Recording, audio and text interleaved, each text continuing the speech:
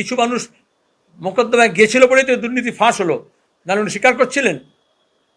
উনি তো যখন বঞ্চিত শিক্ষকরা যখন আন্দোলন করছিল তখন তো তিনি তো গিয়ে মিথ্যার ফাঁস কমিটি তৈরি করেছিলেন একটা, তারপর আন্দোলনকারীদের মধ্যে কয়েকজনকে কিনে নিয়েছিলেন, তাদেরকেও দুর্নীতি করে চাকরি দিয়েছিলেন। সবই তো ফাঁস হচ্ছে এখন।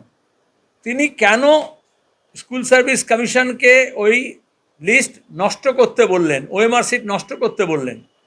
কেন তার নিজের পোষা কোম্পানিকে দিয়ে এই নিয়োগের প্রক্রিয়া চালালেন আউটসোর্স করে? কেন সমস্ত তথ্য বিকৃতি ঘটালেন?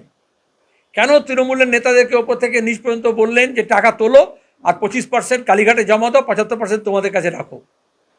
এখন দাঁড়িয়ে তিনি কেন লিস্ট বার করে দিচ্ছেন না যে কারা ঘুষ নিয়েছিল, কারা ঘুষ দিয়েছিল, কাদের ঘুষের বিনিময়ে র্যাঙ্ক জাম্প করা হয়েছিল? সেটা বার করে দিলে তো বাকিরা বেঁচে যায়।